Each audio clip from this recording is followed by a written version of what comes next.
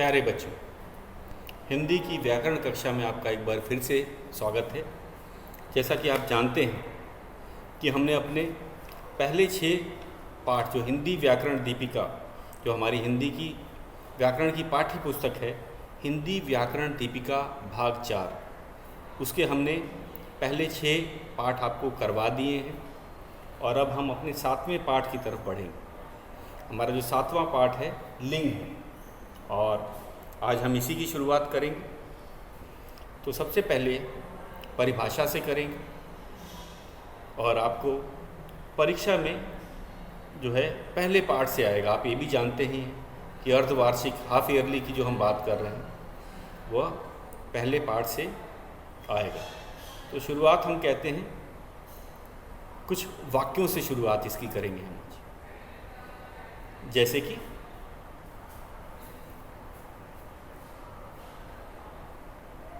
रोहन तेज दौड़ता है। रोहन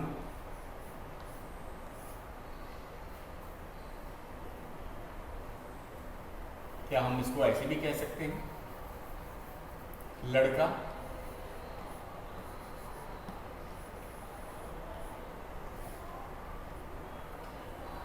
तेज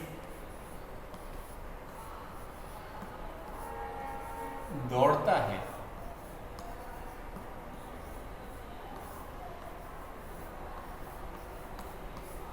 लड़का तेज दौड़ता है। तो ये है हमारा वाक्य। अगला है रानी महल में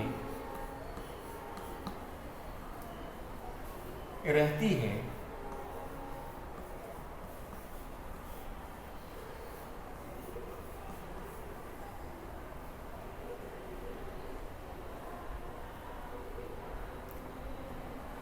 दीदी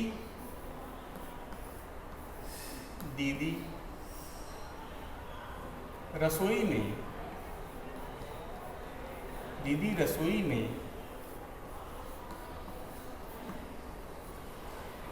खाना बना रही हैं। खाना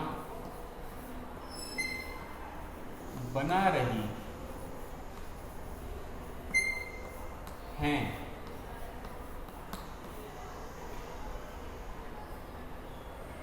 माली फूल तोड़ रहा है। माली फूल तोड़ रहा है। तोड़ रहा है।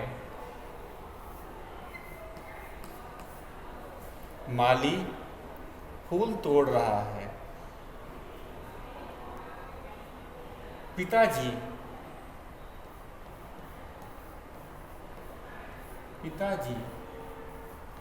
बाजार जा रहे हैं।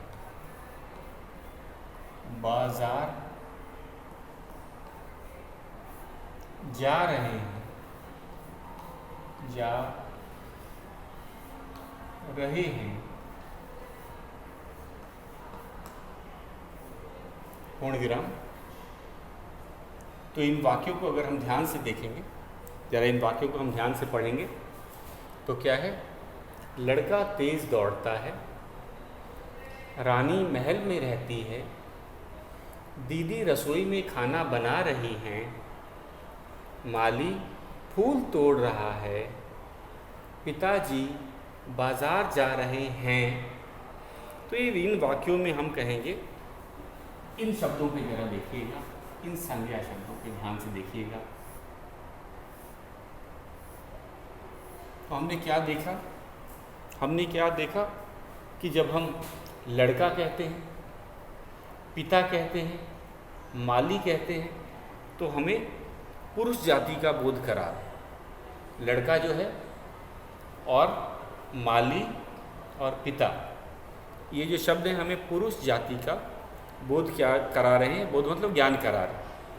ठीक उसी तरह अब हम रानी कह रहे हैं और दीदी कह रहे हैं तो ये स्त्री जाति का बोध करा रहा।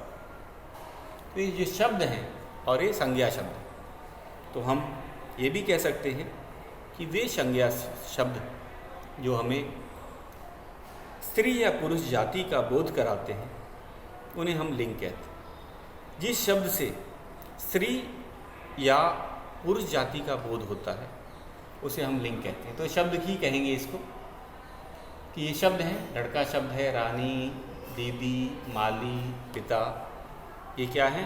शब्द हैं। तो जिन शब्दों से हमें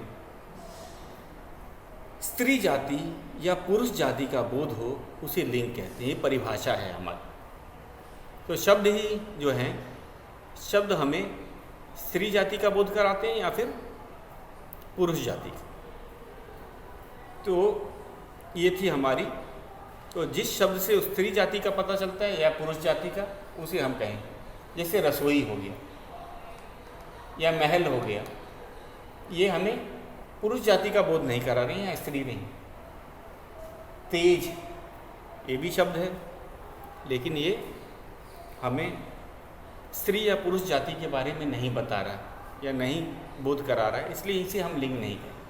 तो जिस शब्द से हमें पुरुष या स्त्री जाति का बोध होता है उसे लिंग कहते हैं। तो हम कहेंगे ये जो शब्द थे, लड़का, रानी, दीदी, माली, पिता, ये शब्द क्या हैं?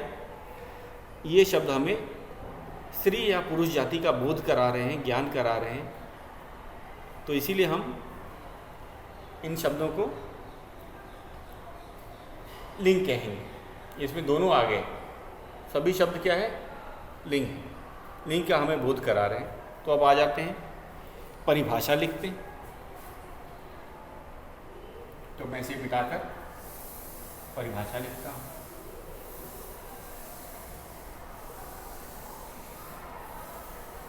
परीक्षा में आ सकता है लिंग की परिभाषा लिखो, या फिर ये भी आ सकता है लिंग किसे कहते हैं, उदाहरण दीजिए। तो हम लिंग की परिभाषा लिख रहे हैं।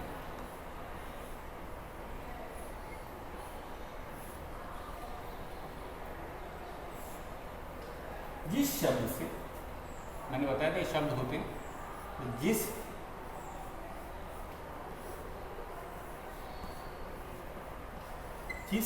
शब्द से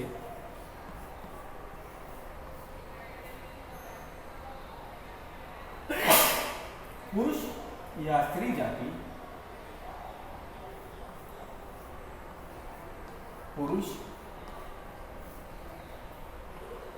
या स्त्री जाति का, पुरुष या स्त्री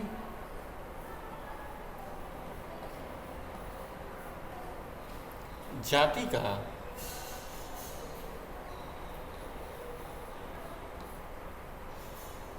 बोध हो, बोध को मतलब ज्ञान या पता चले। बोध का क्या होता है? पता चले या ज्ञान हो, बोध हो,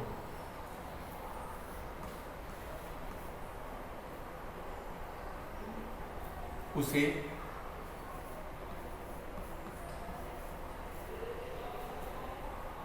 लिंग कहते हैं। लिंग कहते हैं।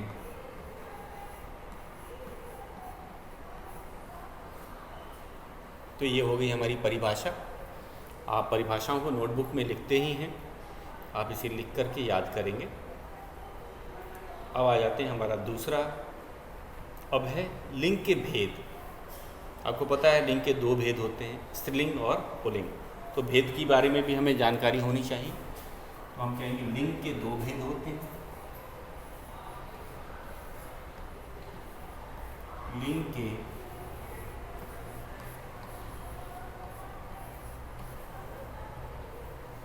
दो भेद होते हैं।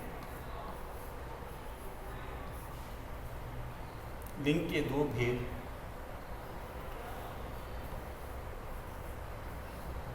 होते हैं। कौन कौन से? पहला है, या आगे पीछे कोई भी, इसमें ये नहीं कि पहला भेद पुल्लिंग ही हो, स्त्रीलिंग भी लिख सकते हैं, कोई भी आगे पीछे लिखा जा सकता है। तो इसके लिए कोई नियम नहीं है, कोई भी जब दो भेद है कोई भी हम पहले लिख सकते हैं। जैसे अभी मैं पुल्लिंग लिख रहा हूँ, अगर मैं स्त्रीलिंग भी लिखूँगा तो भी सही है, पुल्लिंग। दूसरा भेद है स्त्रीलिंग।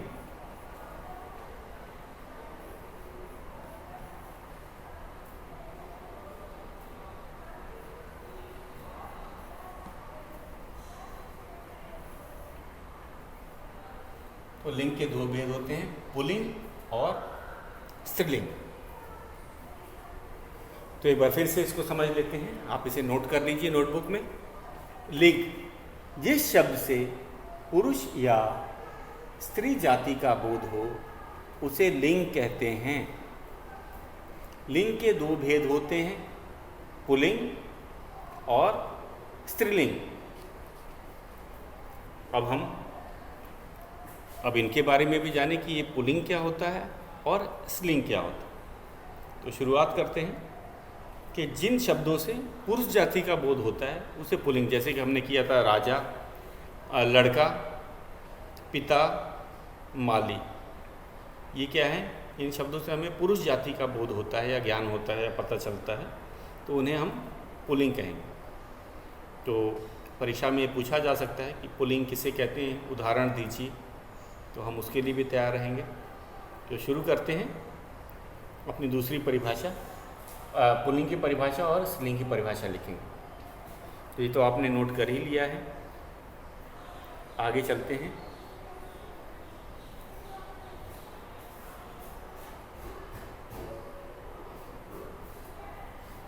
तो मिटा देता हूँ मैं इसे।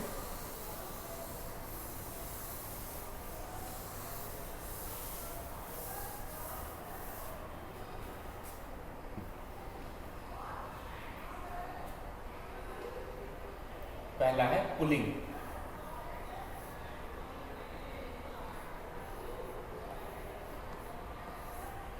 पुल्लिंग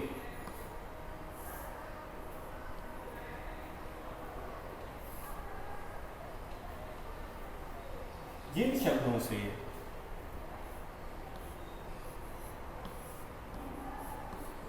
जिन शब्दों से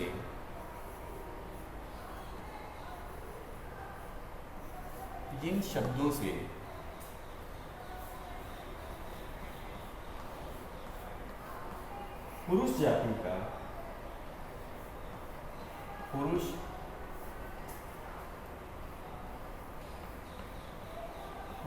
का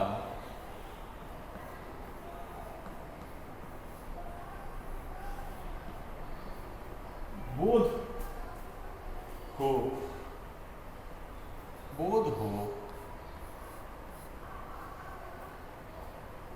उन्हें पुल्लिंग कहते हैं।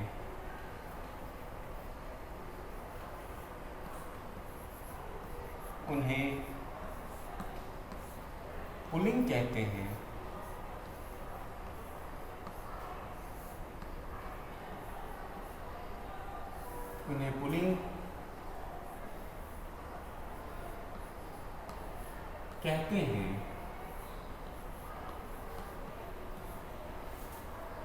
जैसे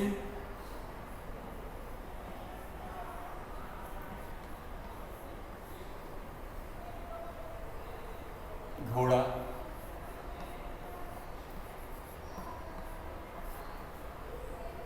मोर,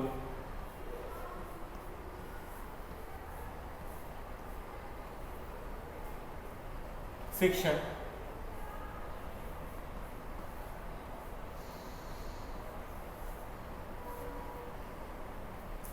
मामा,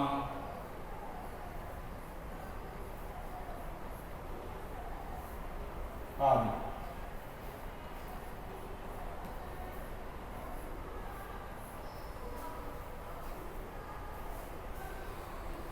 तो ये था, जिन शब्दों से पुरुष जाति का बोध हो उन्हें पुल्लिंग कहते हैं, जैसे घोड़ा, मोर, शिक्षक, मामा आदि। तो ये हो गए हमारे पुल्लिंग शब्द। और ये आदि क्यों लगाया, मैंने इसके बारे में भी आपको बताया था कि ये जो सूची जो है ये बहुत लंबी, तो कोई ये ना समझ ले कि पुल्लिंग में केवल घोड़ा हो गया, मोर, शिक्षक और मामा, ये चार ही शब्द नहीं हैं। ये सूची बहुत लंबी है, इसलिए हम इसमें आखिरी में आदि लगा देते हैं कि समय की कमी या जगह की कमी के कारण हम पूरी सूची नहीं बता रहे, 2-3 उदाहरण के तौर पे हमने दिया है, तो इसलिए हमने इसे आदि लगा के लिखा। तो एक बार इसे नोटबुक में लिख भी लेंगे और याद करेंगे। जिन शब्दों से पुरुष जाति का बोध हो उन्हें पुल्लिंग कहते हैं, जैसे घोड़ा, मोर, शिक्षक, मामा आदि। अब हम स्त्रीलिंग जो है, स्त्रीलिंग की परिभाषा लिखेंगे। स्त्रीलिंग किसे कहते हैं, तो मैं मिटा देता हूँ इसे।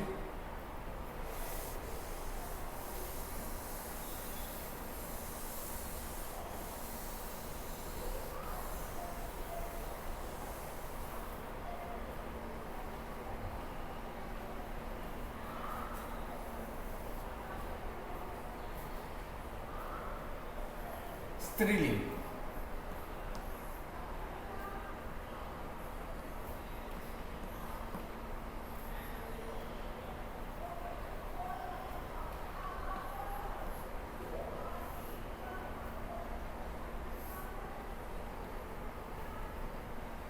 जिन शब्दों से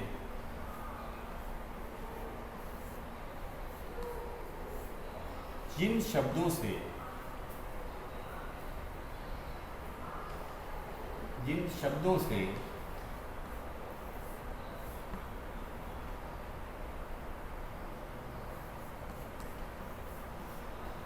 स्त्री जाति का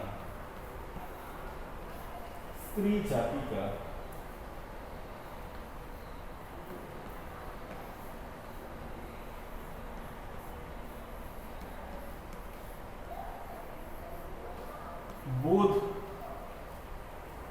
हो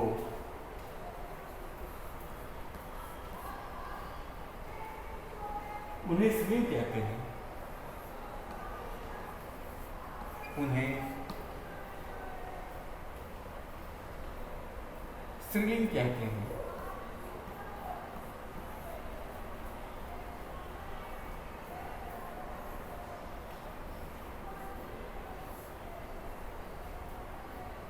स्त्रीलिंग कहते हैं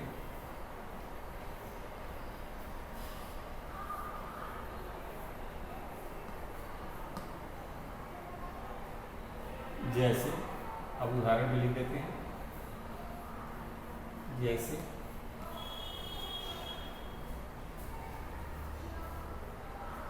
मोरनी,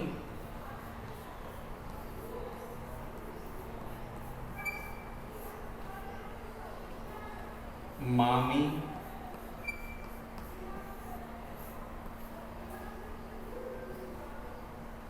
शेरनी,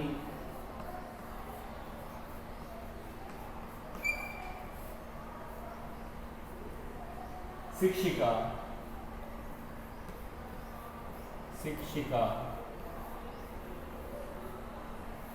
आदि। ये आदि का अर्थ है कि ये सूची बहुत लंबी है, लेकिन हम कुछ ही शब्दों को लिख रहे हैं। एक बार फिर परिभाषा पे ध्यान दीजिएगा कि जिन शब्दों से स्त्री जाति का बोध हो उन्हें स्त्रीलिंग कहते हैं, जैसे मोरनी, मामी, शेरनी, शिक्षिका आदि। तो अब हम जान गए हैं कि लिंग 2 प्रकार के होते हैं। स्त्रीलिंग से स्त्री जाति का बोध होता है, पुल्लिंग शब्द से हमें पुरुष जाति का बोध होता है। और अब आते हैं हम लोग, जैसे कि उदाहरण इनके लिखेंगे, स्त्रीलिंग और पुल्लिंग के जो कैसे हमें पता चलता है,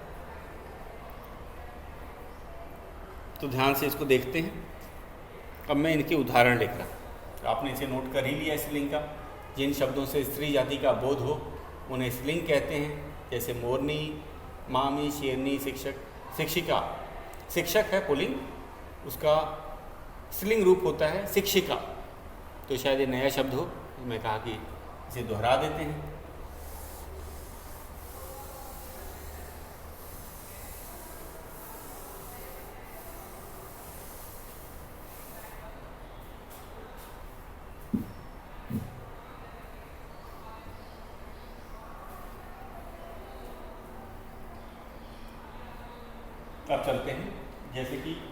कुछ ऐसे वाक्य में लिखता हूँ जिससे हमें पुल्लिंग का बोध हो।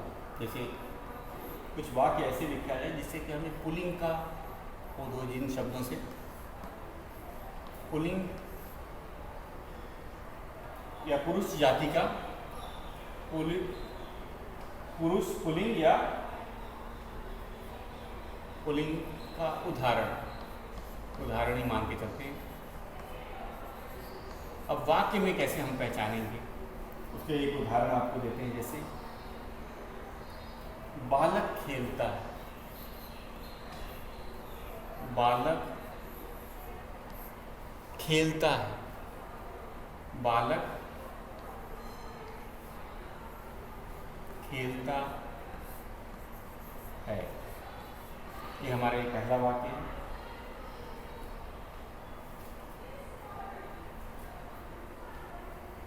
हाथी चलता है,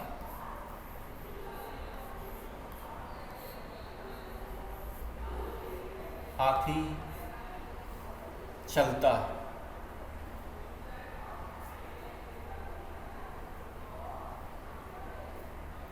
कुत्ता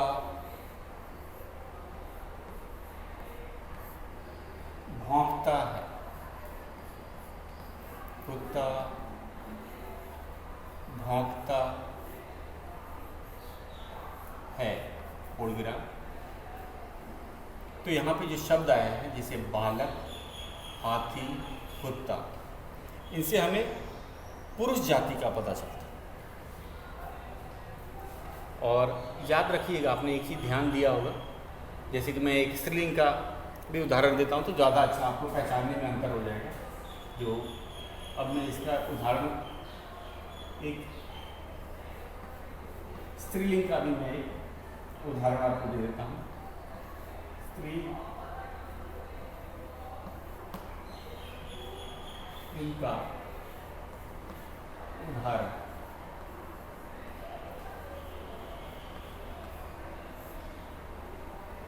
तो यहाँ पे लिखेंगे बालिका, बालक का, बालिका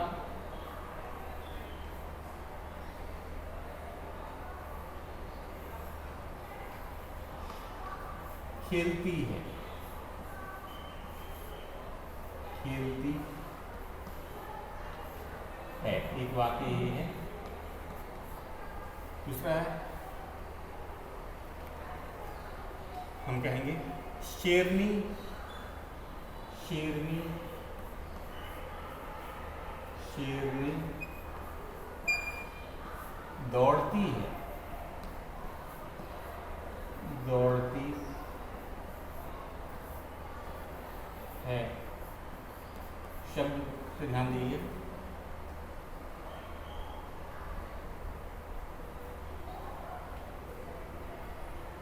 मोरनी,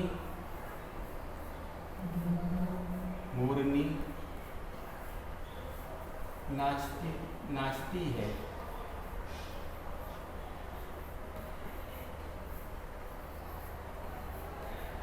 तो यहाँ पे बालिका, शेरनी, मोरनी, ये क्या है, स्त्रीलिंग शब्द के उदाहरण,